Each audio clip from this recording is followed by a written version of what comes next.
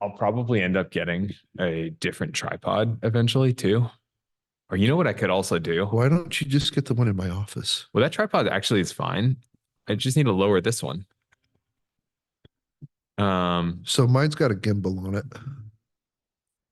oh yeah. Hmm. Well, so this is just a tripod that I got specifically for the monitor Yeah. so that we would have something to look at. Mm. Because otherwise it would be really awkward for you to like just look over here. But like if I lower that and brought it closer, that would be like it would still look like we were looking in the right spot. What are you looking at? You want a ceiling monitor? Could we lower it? Yeah, like a flagpole, and then bring it up. Oh, that's a cool idea. Right? Yeah, we could put it right above like the sight line of the camera. Yeah. How hard would that be? Not hard. We have people. Do you know somebody who can build it? We might. I know this new guy who's just got his license, so I heard he's pretty good. An electrician? No, I was Oh shit. talking You're talking about about you. me? No, no, no. God no. So there's these. I did definitely drop on the call today with the wholesale or the direct to seller from the Westfield. Yeah, I definitely dropped like I'm contractor, so I'm pretty familiar with all this stuff. nice. How much you want to bet though? I could like I might not go as detailed as Steve does on his, but I'm gonna do a good walkthrough. Like, what does Yeah, Steve see now that I don't see? I mean, he already lost a battle to me, so I mean, Bad. Well, I wouldn't question you on code. um, I, Nick, I think you don't give yourself enough credit, honestly. You've done this long enough to know right and wrong, and you know what's dangerous, what's not. So, and I got to tell you, most guys with contracting license don't know as much as I do. You know, Oh yeah. I do it because I wanted to be a contractor and I wanted to hold that license because it was just to me it was a privilege Yeah. until you guys signed up for your license and got them. Made it Just kidding. irrelevant. Yeah, I mean it does kind of suck, you It know. totally sucks, man. A lot of time spent to learning all that Yeah, stuff. but here's what I'll say. Like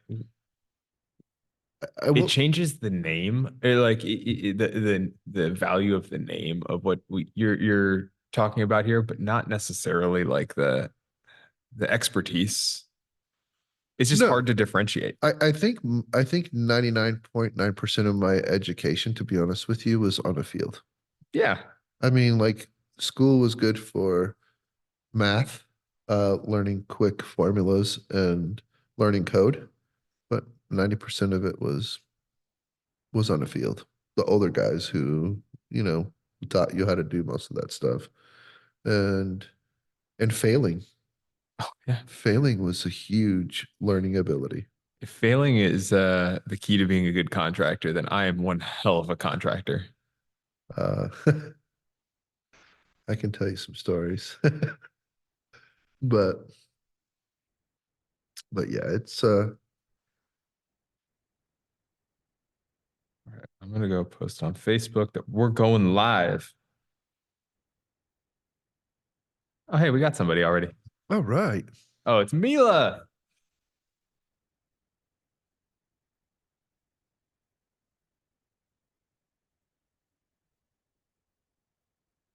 We got somebody else. Mila, how you doing? I'm doing great. Wow, what is the where you are, guys? So we are in the off leash speakeasy. We're gonna call it the Water Bowl. And so it's part of our new office. We have not finished hanging everything up yet. Everything is not done. There's going to be a TV behind us here in no time at all. But yeah, we're pretty darn excited about it.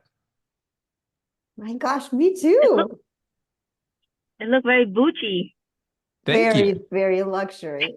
So there's I think we kind of modeled it after a bar that we like to go to that we haven't been to in a minute. Are They're they gonna miss us. They are gonna miss us. We spent a lot of money in that bar. Um, and yeah, so we modeled it after there. It's kind of a speakeasy vibe. And so like I said, we're gonna have a TV, which you guys can't see up here, right above the camera, is we've got the chandelier, and that is it's huge. Like I don't once it's all the way in and we've got all the lights going, I'll send a photo out to everybody. We're gonna have wall sconces and Yeah, I will tell you, the chandelier takes 42 light bulbs. What? Wow. That's massive. yes. Paul didn't want to half-ass the speakeasy. I mean, this is the most important part of our office, right? Absolutely. That's why I went to Diane. And I was like, hey, I really need these things. And she's like, none. Then I got a text today of everything that's been ordered. Yeah. Hey, Bo. Hey, Nick, how are you? Good. All right, we got Lauren. I gotta figure out that monitor is really far away to try and make somebody a co-host, and we got Cindy here too. Wow. All right, there we go. We got Ileana, and man, this is like I said, I told you we were gonna have a good turnout today. It's good. Yeah. So, Bo, are we mad at you, or who are we mad at? I don't know. Who are you mad at? Well, what did I miss here? Well, weren't you supposed to go walk a house for Bo today? Oh, well, he kind of slid that one in. Yeah, they That's wouldn't fine. answer the door. I think we were there a couple minutes late. So, Oh, we were not there a couple minutes late. We were there quite a bit late. oh, yeah. We'll get back out there. Cool. So what's going on with everybody? We've got our new audio setup where we've got the podcast, and we can I like it. We've got the board here where we can Thank do you, guys. sound effects and everything. So yeah, what's going on with everybody?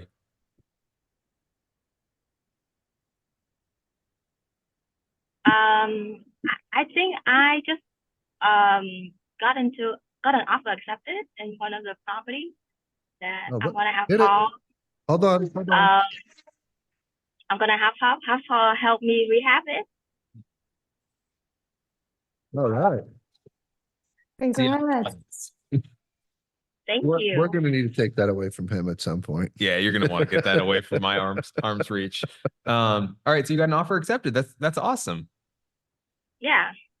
So Thank tell us a you. little bit more about it. How'd you find it? What's the situation on it? Remember the house that on Tuesday I didn't get it. It was it was listed for $99,000 and I put an offer for 108, but the winning bid was $150,000. The ARV is about 200. So I didn't get that one, but I got this one through an MOS. It's an estate sale, so it was listed for $80,000, and I think I got it for 108 as well. That's awesome. Yeah. Yeah. Well, for the longest time, I haven't actually bought anything on the MLS. I can't actually remember the last thing I bought on the MLS until actually the other day. For anybody who doesn't know, Cindy here is another agent. Bo's obviously amazing at what he does. Cindy is somebody who I've known for years, and she actually just helped me find the first on-market deal that I've bought maybe since my own personal house. Like I can't remember another on-market deal. So they do exist out there, particularly if you've got an agent that's willing to hunt a little bit and find it and willing to write a lot of offers. I think Cindy and I wrote 2 or 3 before we ended up finding that one. Yeah. And So, it was a good one. It was a great one. yeah, I don't even know how. And realistically, with a lot of the best deals, what ended up happening on this one in particular, Cindy saw it. She walked the house and was like, Nick, do you want to put an offer in? And I called Paul, and I think we watched the video together, and kind of put together an initial scope of work on it, and yeah, put an offer in, and immediately went to a highest and best situation where we were competing against 2 or 3 other people, maybe more than that. And Cindy, you can give more context if I'm misspeaking on any of this. And so yeah, we put the offer in, ended up raising our offer a little bit, and ended up winning it. And so we're actually closing on that one on Monday. So first on market deal I've probably bought in 2 years. Did I misspeak on Congratulations. did I misspeak on any of that, Cindy? She's here in She doesn't spirit. want to talk to us. Yeah, she's That's only, fine. she's only here in I spirit. wouldn't want to talk to us either. No, I'm looking forward to spending your money on that one. I know you are. Okay, great. Paul comes in with a crazy high number, and I'm like, Paul, come on, bring it back, reel it back, buddy. I'm not living in this house. Diane's not living in this house. I'm putting my in-laws in there. Yeah, He wants this- to do a second Alabama on this one, right? Yeah, he does. Honestly, this one's going to be way easier than Alabama. oh, absolutely. So talk a little bit about that. So let me pull up this address, and I'll show you guys the photos. Let me tell you, it's worse than the photos. Yeah, the photos, yeah. The Uh, photos are nice compared to what what it actually is. But pulling up, like I already had the vision. I know exactly what I want to do to it. I mean, we hadn't walked the house yet, and I'm already in Nick's pocket spending his money. What else is new? Can you guys see my screen? Yes. All right. So yeah, the outside of this house is impeccable. The roof is Yeah. in incredible shape. The siding, the brick's a little faded, but like you don't need to do anything to that brick. I think we're going to, but you don't need to. He's giving me one hell of a look. Yeah, I mean, no, in all seriousness, the house, Oh, boy. I've got to tell you, it is the cleanest inspection and sewer scope I have ever seen Yeah. while you and I have been doing this together. Well, especially when the house looks like this, you would expect this place to be falling down or something. But no, the place was great. The flooring's terrible. It's disgusting inside. It There is is no flooring. yeah, a subfloor. It's subfloor. The dogs have ripped it up. There might be some less than ideal flooring in the kitchen that we'll find a way to encapsulate. But yeah, overall it's an ugly house, but it's all cosmetic. So Paul's gonna go in there and he's gonna spend the money on the places that add value to the house, not the things that are just an expectation. So Yeah, so the rule of thumb for at least and how I do the thing. So I'm going to spend first and foremost safety. That'll be the first thing we'll spend the money on. Anything that's left after that, then it becomes like a race or even a quest for me to do what I really want to do. So I have to do a lot of beg, borrowing, and steal to finish it. But all the safety stuff gets done first. I think I'm going to do something a little different on this house. I think I'm going to take the 360 and I'm going to walk it before and just kind of do a video. And then I'll just have you guys like totally put it together and put it out there. But I think it's going to be a really cool project. So Paul's really inspired right now. One of somebody who we've done some projects for out here. He's doing some projects in California. He did a really cool video, and so now Paul wants to be the next Tarek El Moussa. He wants to walk through the houses and flip or flop and kick down doors and stuff. Except my houses would be better. I don't know. Tarek does some good stuff. I don't know. Pressure's on, buddy. That's fine. Do you guys know what I'm talking about, or is that like not a reference you guys get? I don't think they watch that show. Okay, fine. But yeah, we're excited about it. We're gonna close on Monday. I'm gonna shove my in-laws there and get them the hell out of my house. So that was a perfect opportunity for a button that I don't know where it's at. For Which one do you want? Wah. Oh, I don't know if we have that button. Well, okay. Yeah, we'll find the buttons. Hey, Steve, So how just- are you? I gotta tell you, I spent an hour last night looking at your videos. I'm sorry. I was too. No, I'm just kidding. Is it the OnlyFans ones? Oh no, he keeps me out of that page. No, it was no, guys, Steve is an amazing at what he does. I literally put two SOWs together on just his video and uh not even stepping foot in a house. That's how good his videos are and his explanations. Yeah, So that duplex was interesting to say the least. yeah, So, I mean there, there were it definitely wasn't some. horrible, but it definitely had its issues. I got to tell you that that inspection report, that guy, I won't mention names. I'm just not a huge fan of. Okay. It seems like every single house that he does, it is just so large. Mhm. We actually had him on one of our properties, Oh, and it was was that the one with the water heater? yes, yes, and we'll get to that at some other time. But we'll let you tell that story here in a minute. Um, but yeah, there was just when you have that many things on an inspection, you have to address them because if they're going to look for a burr or a flip or even to make them safe, I have to do all those things. And I feel like that guy got really beat up on some things in that house. Yeah. No, I agree.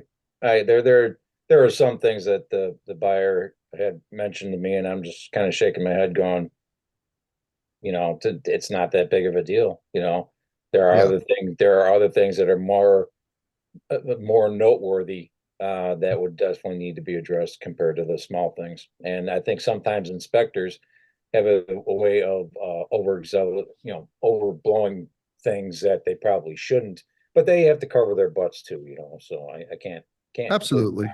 Absolutely. I just love their favorite line, but have a qualified contractor look at this. That's my favorite. Yeah, is that mold? I don't know. I don't It know. could be. It could be. It could be. Looks like it, but I don't know. So Huh. you can tell your story if you want now about the water heater. Oh yeah, no, guys, Paul just doesn't know how to install a water heater. Oh, He was trying to help and save me a couple of bucks so he didn't have one of our subs go and install this water heater in this house that was on the market and was under contract and was about to have its inspection. And so the entire team is joking around like, oh gosh, wouldn't it be funny if this water heater got called out because Paul hasn't strapped on his work belt here in a while. And goes and does it. And you know what? I saved a ton of money. It was a huge favor. Little did I know that the entire block was at risk of being leveled by yes. the way Paul installed this water heater.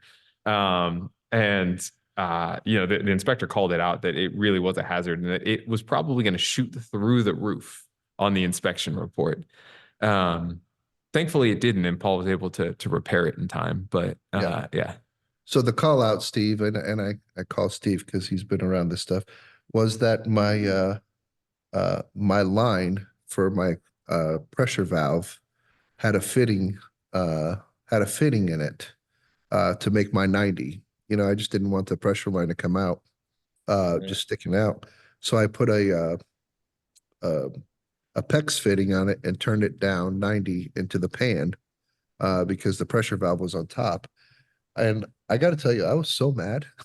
And these guys just rode me pretty hard. We're still riding you hard about that one. Wait, Nick, is it the one in Noblesville? Yeah, was this is one in Yes. Noblesville. Yes. Yeah, Nick got Paul a special gift called Plumbing 101, a Plumbing 101 book for Christmas. Hmm. Oh, God. There's a lot of psychological safety in this team, thankfully.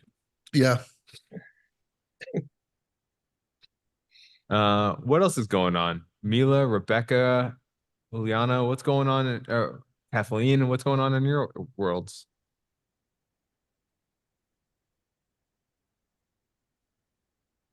Just have a question to you guys.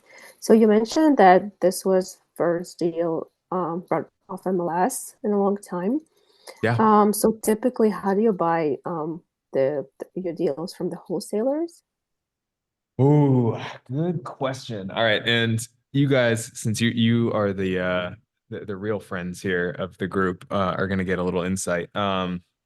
Yeah, obviously on market deals are something that I've done a lot. Actually, the majority of my portfolio that I still own were all purchased via on market deals.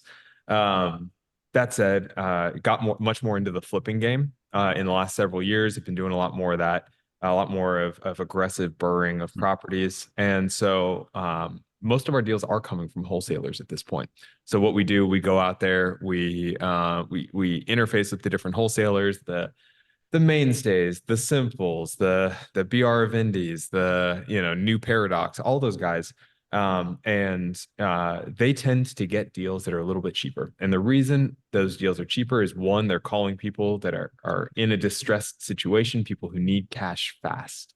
And that's a really good way to lower the price. If speed is more important than the amount of money, that can be wildly helpful.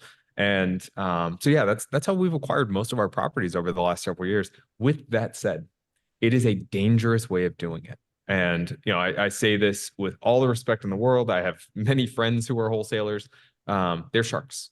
They are out for themselves. Whereas when you work with an agent, they have to act as your fiduciary. If you call Bo, if you call Cindy, they have to act as your fiduciary in that transaction and be your advocate in that transaction.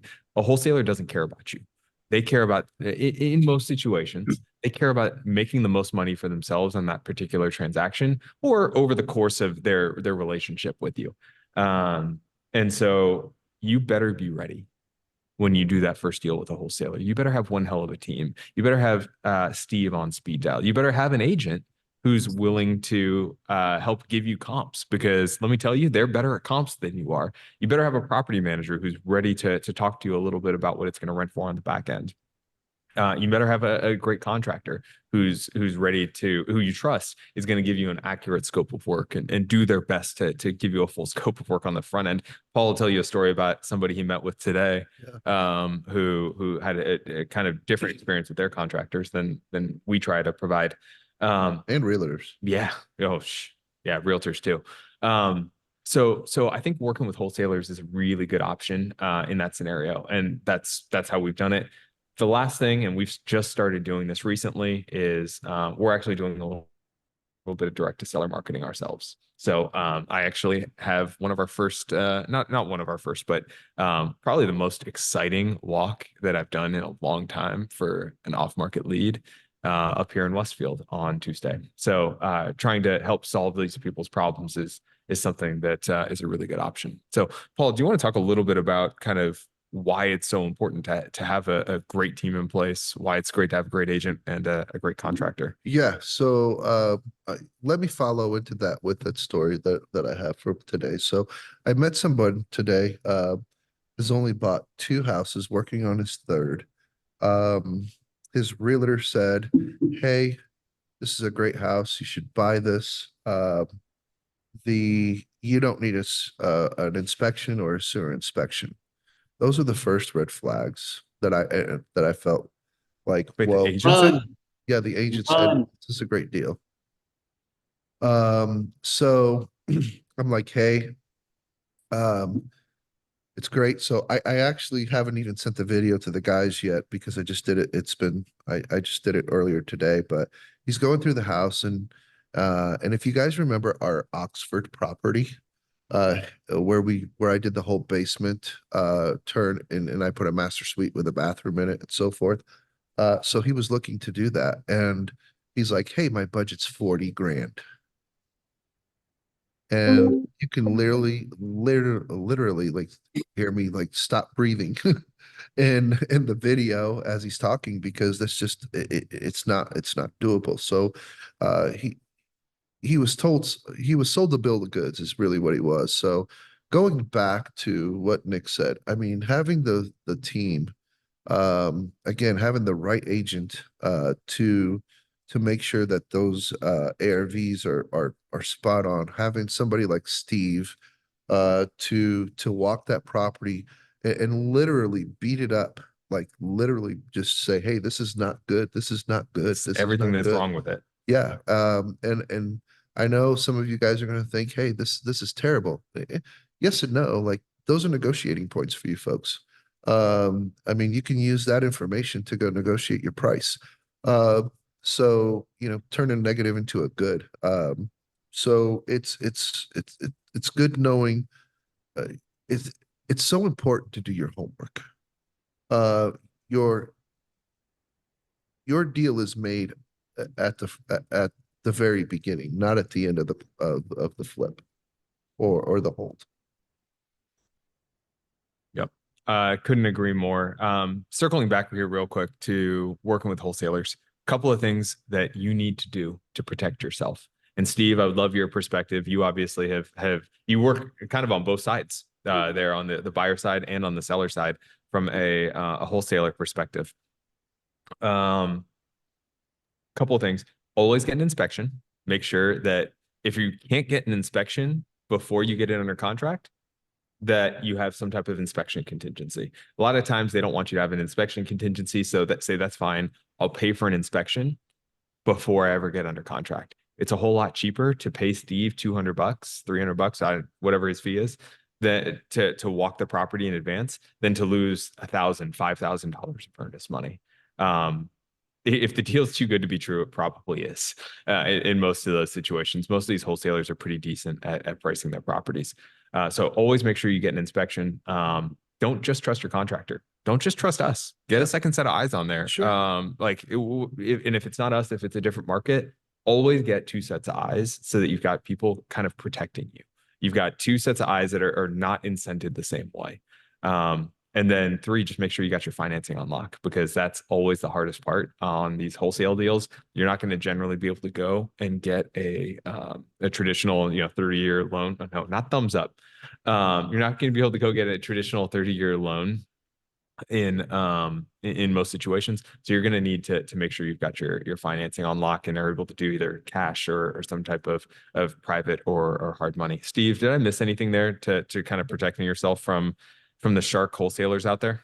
No, you really do have to get eyes on the property, and you may hear like on Bigger Pockets or something, people going, I don't ever look at properties. BS. Somebody's looking at them. All right. They're not just buying them sight unseen. If you buy sight unseen, you're a fool. I don't care who you are, how long you've been doing this. I don't buy sight unseen. I just won't. There was one time I did, and guess what? I had to tear the house down. So that was my learning lesson. $45,000, and I had to tear the damn whole thing down. I couldn't even keep one wall just so I didn't have to do what the city wanted. It just became a big mess.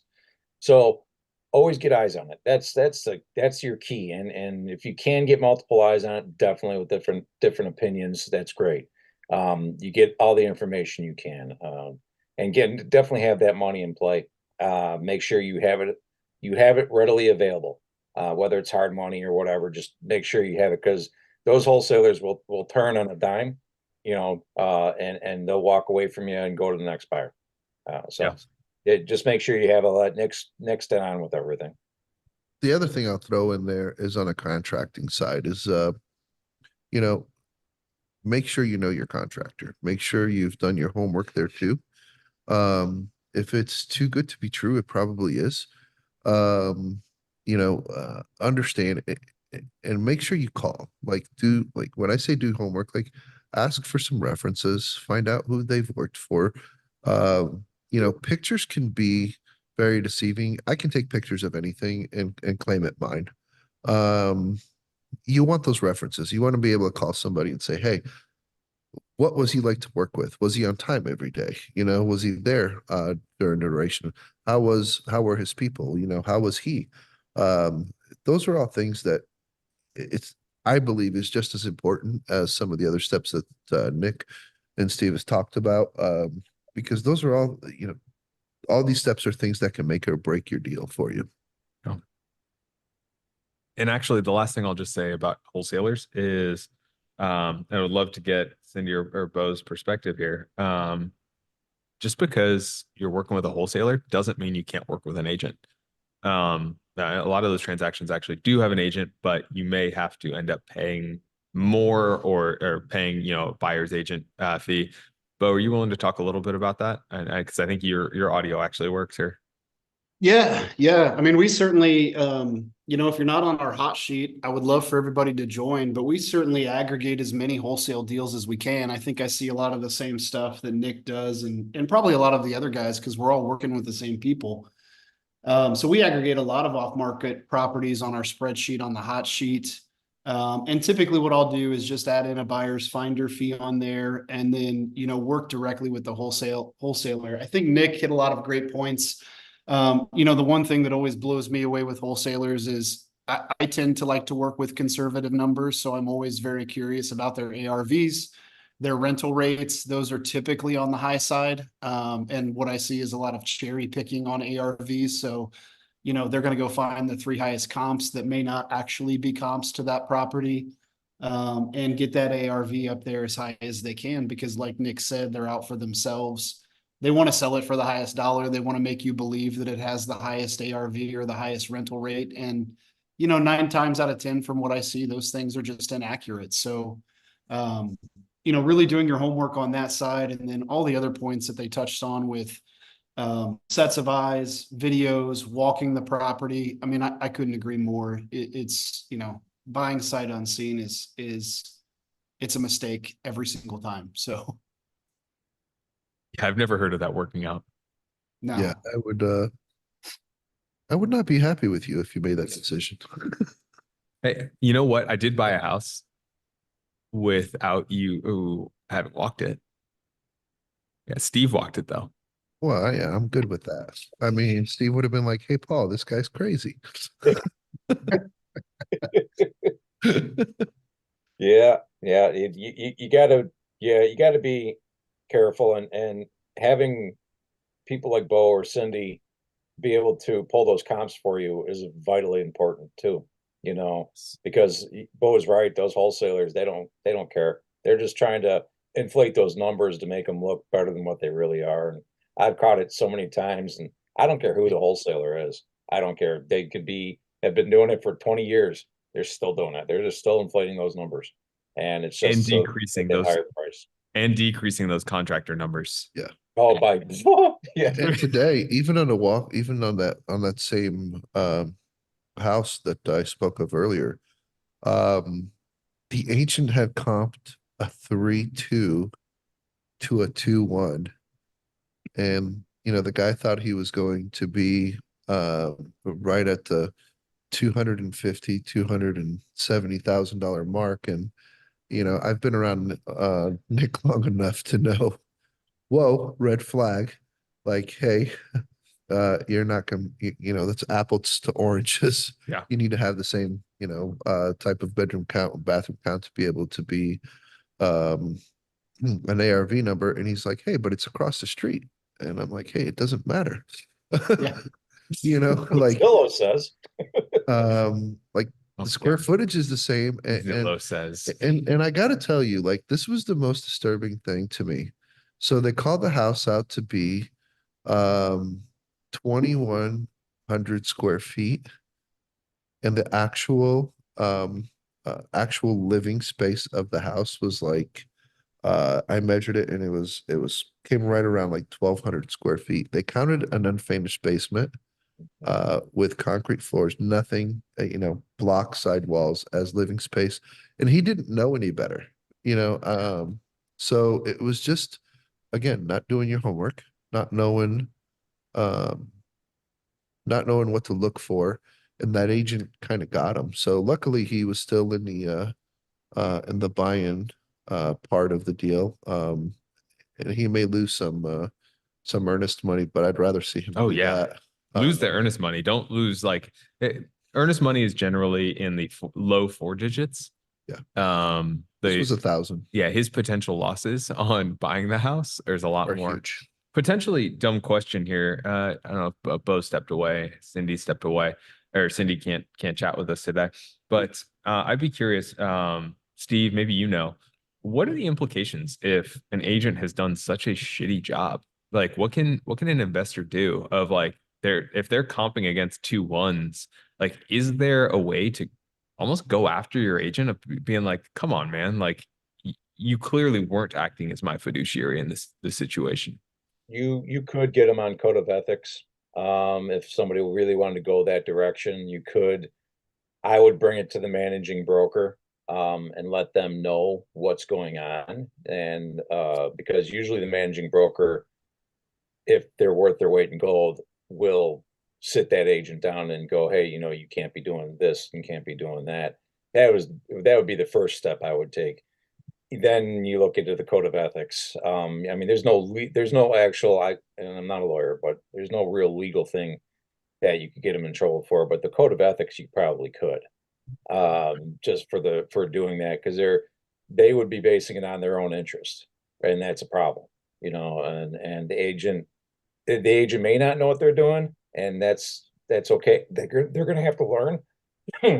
But if they're seasoned and they're pulling that stunt, yeah, it's a problem. And definitely Being dumb isn't a crime.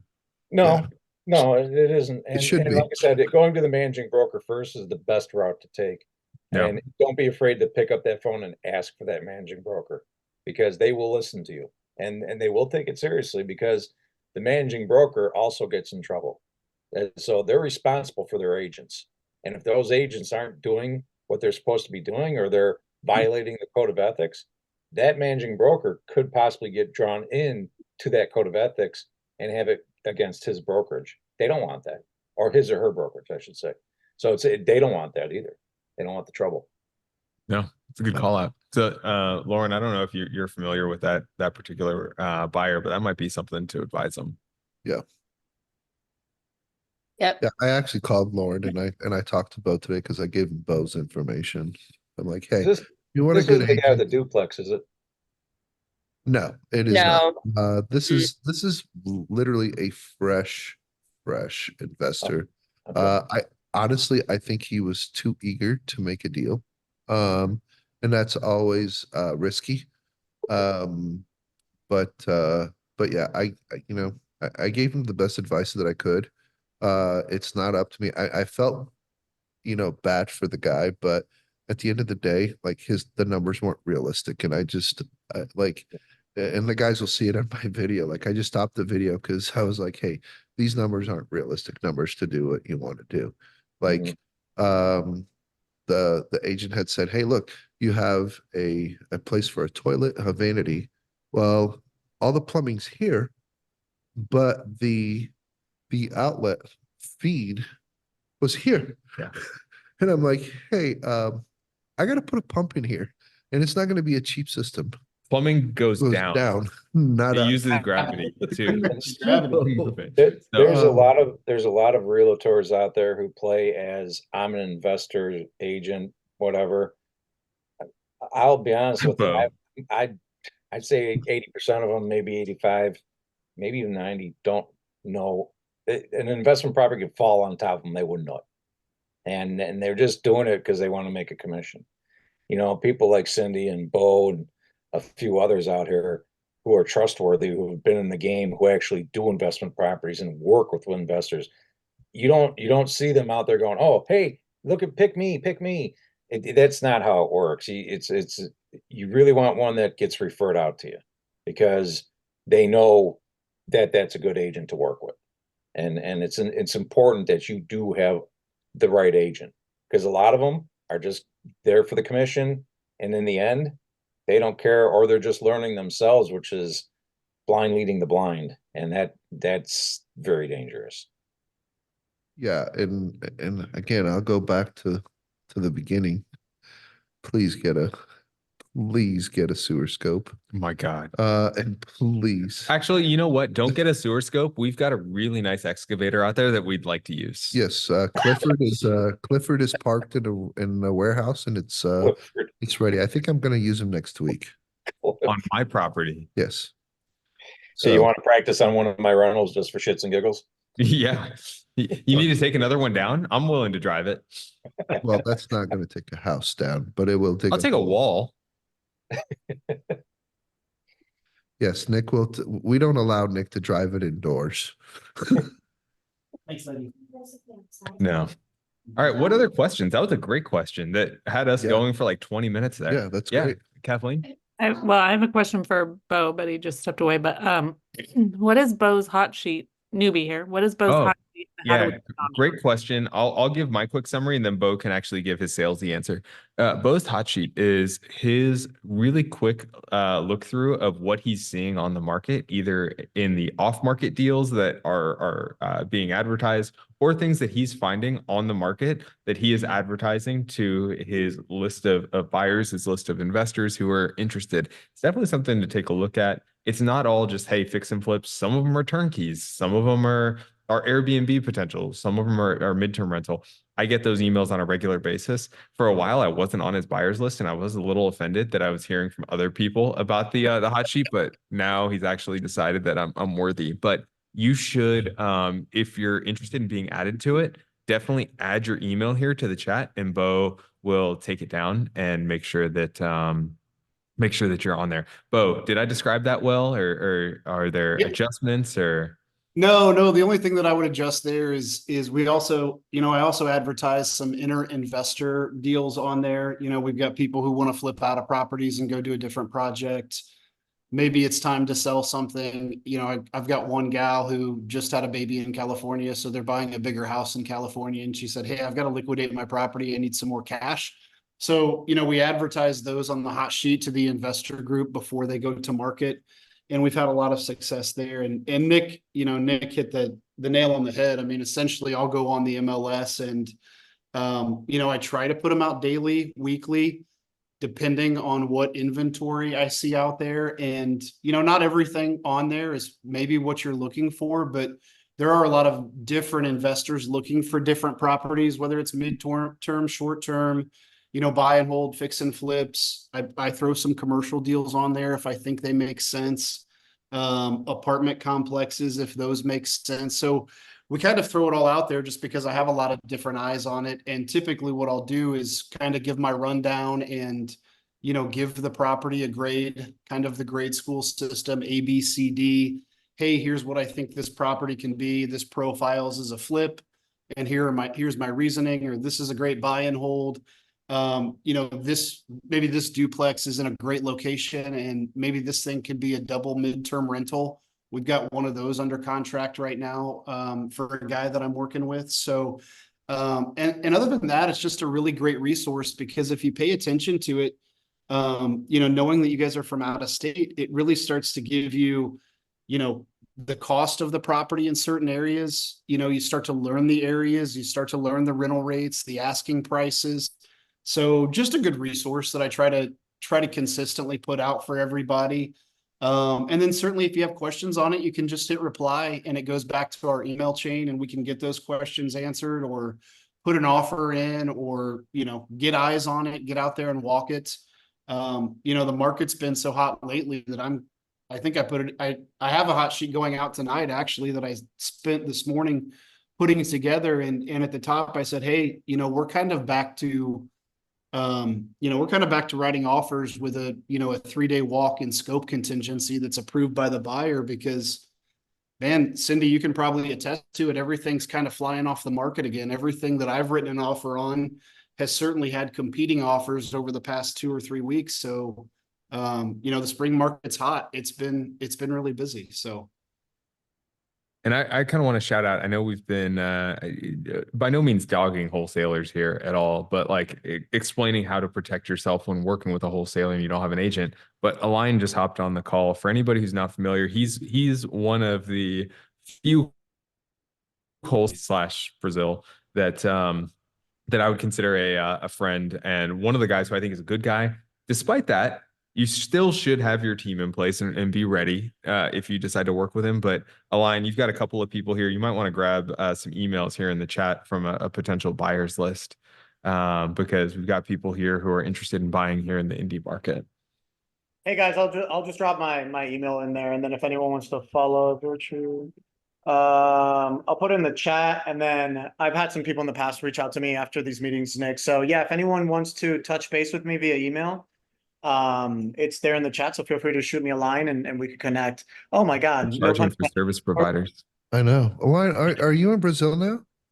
I am, yeah, man. I'm literally in Belo Oh, Horizonte. tu estás em casa? Huh? Tu estás na casa? É, praticamente, sim. Sim, muito bem. Muito bem. Yeah, man, let's see. That's Brazil out there. Uh-oh, wait. That's My awesome. screen. Anyways, yeah, I just got down here a couple of weeks ago and I'll be here till June, but I still operate from down here in Brazil. That's awesome. Good to see you, Paul, by the way. Yeah, you too, brother. I might have some stuff for you guys up in damn it, hold on, give me a second. I can't even You figure say my life out. Lebanon. Those Yes. people won't respond to me about tearing down those houses. Well, Oh, so Makeda didn't get back to you? Dude, I've called them. I've called them 3 times a week since then. hold on. Hey, I think he just needs you just need to put your picture, your face picture as a line, and Oh yeah. she'll answer you. Oh And shoot. then give him a call. Yeah, Man, Makeda I might think be he just I don't called know- me ugly. No, I But- think she just kind of liked the line there. We did build good rapport, actually. You did. What was I going to say? I did follow up with the lawyers though, so I'm working on the other property, Paul. Apparently, it's just very slow coming. It's been a pain in the butt to do follow up with them, and I finally heard back. But anyways, don't want to take over the meeting with the Lebanon stuff, but we'll touch base on that later as well. Hopefully, I can get you guys some product up there. Would love that, man. Yeah. For sure. Or other people here on this call who might be interested in Lebanon properties. Yeah, for sure. Yeah. That as well. All right, guys. What other questions do you have? You have Oh yeah. All right, we got one. I see a hand raised. You're really far away, so I can't see names. It's harder for me, but go for Yeah, it. this is Patrick, Nick. So I'd love to share a deal, some details. Yeah, share your screen. I'm You've got learning, so and I'd many love to- professionals here on this call who are going to criticize this deal. Like this is your core 4 here on this call, except for maybe a lender. Yeah, I'd love to get input. Are you okay with that? This It's is just gonna my block the second time here on the call. Thanks for the invite, Nick. Yeah. But one of those younger or maybe earlier, not young investors. I've got 3 doors, 3 units, and looking to expand more. So I'm looking at stuff from a BRRRR perspective and hold long term is my intent. So I will share. And Nick, I'm using a spreadsheet that I think you're sharing now as a tool for folks to kind of analyze a deal. If it's all right that I share that. Yeah, absolutely. Feel free. That's something that I give out to people as a resource, mostly because I want them to do the research on the front end versus having us walk a million properties that aren't going to make sense for them. Yeah. All right. Can you see that? Is that working? Let's see. Can you see that? Yeah, Sure. yeah, it shows on my end. Yeah. Okay. All right. So just high level real quick, what this is here in central Indiana. And it's actually a single family home that also has a separate duplex on the same lot. Single family home is a 2-1. The duplexes are each 1-1s. It's in a B area that's improving, I think. And you can see it needs some significant rehab to make it a nice rental, which is my intent. And you can see the purchase price here. I got it at 90, but I've got 107 on my estimate on the rehab cost at the moment. There's some foundation issues. I have to get Paul or someone in there to help me look at it. All right. Hang tight. Before we go too deep on it. Yeah. I hate this deal. And I'll just tell you really quickly why I hate this deal. Yeah. So I'm looking here at $90-something thousand purchase, $100,000 rehab. Getting that financed, if you haven't done major rehabs before, it's actually going to be a huge issue if the rehab's greater than the purchase price.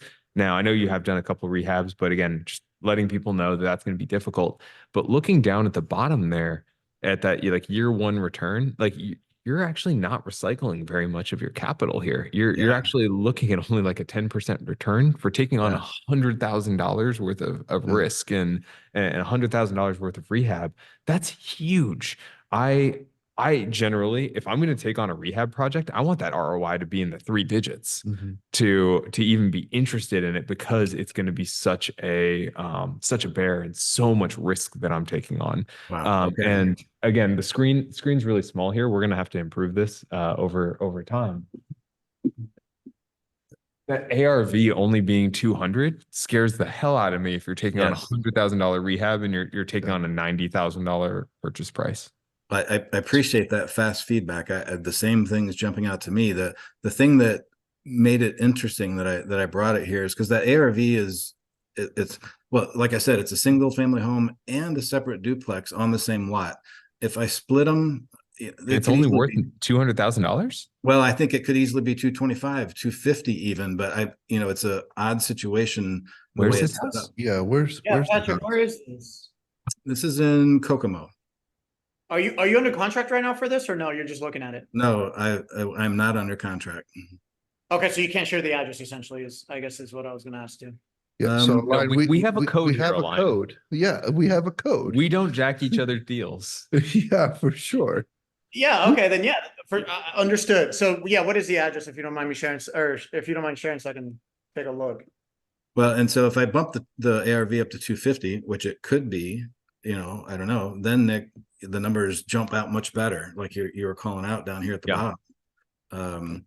But that's questionable to me, and that's where I need some help on it, I guess. But your initial reaction tells me right away, yeah, it's got to be a lot different to even make it interesting.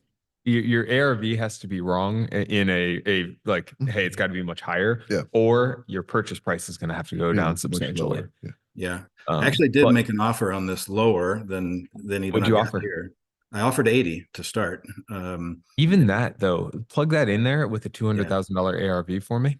That's not gonna be Yeah, I don't enough. think that's gonna do it, because in the grand scheme of things, you're only building like $20,000 worth of equity if you have no cost of capital.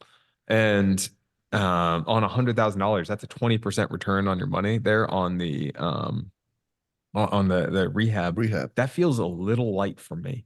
I would want to see significantly more. Generally speaking, just so you're aware, I kind of have a soft rule internally on our team that it's, hey, I kind of want to, if I'm going to spend $50,000, I want $25,000 back. I want 50% return on my rehab, because there's going to be costs to that capital. There's going to be things that go wrong. I'm assuming it's going to be 50.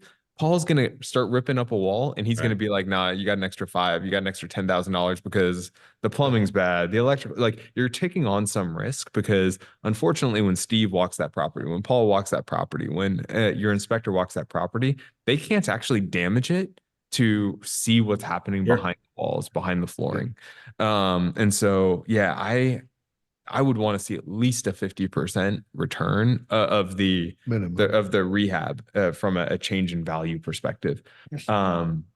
Now, again, if you're willing to share, I'm sure Align's willing to hop on like PropStream or something like that and start pulling comps. But sure, it's 820 Elm Street, Kokomo. Did I have your tool right there, Align? Well, one of them. I mean, I have market access. I just want to take a look real quick, because Patrick, you said it's a single family and a duplex on the same lot. It is, yeah. That feels So really, a lot of 90,000 stuff for is happening in Kokomo right now that there is. I would expect that number to be a lot higher. So Elm Street, if you remember, Nick, we actually walked that street with Bo. Oh, that's it's just well, I shouldn't say we walked it. I believe it's on the other side. Align, are you willing to share your screen? This is west. Yeah, hold on, I can. Yeah, if I can figure that out. Let me get on. Let me get on the market. Hold on. Paul, yeah, it's west looking up Elm. on Google. West of downtown Kokomo. Yeah. Maybe less than a mile by foot. Definitely an up and coming neighborhood. A lot of rehab happening. Well, and it's not even the rehab that you care about. It's the rental potential with 3 potential units there. That's awesome. Right. Well, and I had Kokomo is going to have so much money poured into it here over the next several years. Samsung plant. Like we were when we were down there recently, we were being asked to evaluate helping with some apartment complexes and doing some building conversions into apartments, because it's they're going to have so much demand for all this influx of people coming to work at the plant. Yeah, 3 units, and I mean, I was estimating 2,500, 900 for the 2-1, and 800 each for the 1-1s, if they're renovated nicely, and that should even. We were hearing some stupid numbers when we were up there. Yeah. I mean, I think his numbers are decent. Yeah, for the area. Yeah. So, I mean, are you seeing anything less than a 1% deal in Kokomo right now? So I'd be shocked if it wasn't 250 based on your rental numbers. Yeah, Steve, go for it, buddy. Hey, just as my quick research here, and I do kind of in-depth stuff with the stuff, and this last sold in 2021 for $65,000. They're calling it as a single family, which sits on this lot, but you have the duplexes that sit on the other lots, which is 1108 North Wabash. That's and right. 1108 half Wabash. Yeah, 1108 half in Wabash.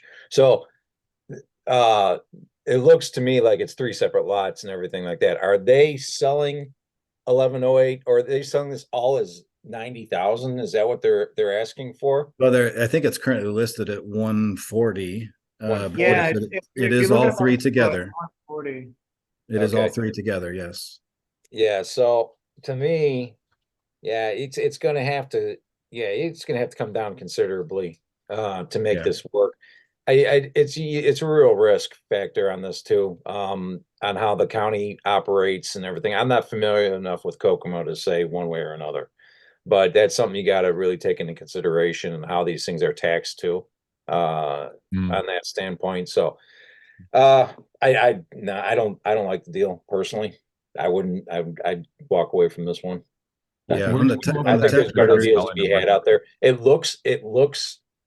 looks good from the perspective of the duplex and all that, but I think there'd be better deals out there to spend that kind of And I money. did look at the tax records. It is being paid as 2 units right now on it's all tied together as Two two units and separate. everything tied together. Yeah, it All right. is. Yeah. Yeah, that was going to be my question.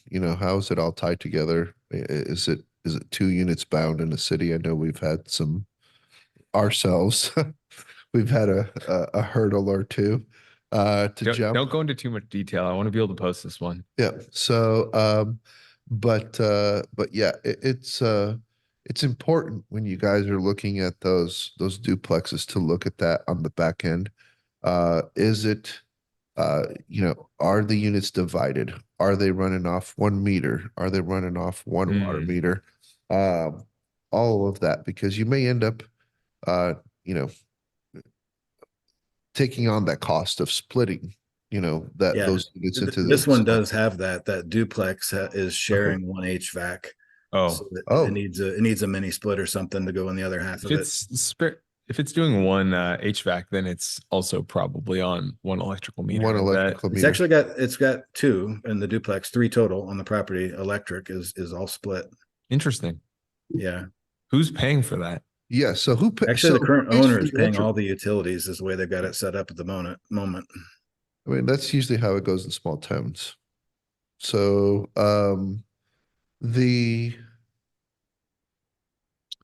that would be an issue for me, because at the end of the day, you don't, I will let the experts take on after this, but I, I personally, I don't want to pay the utility bills on my properties. No, I wouldn't either. Got to split that. Yeah.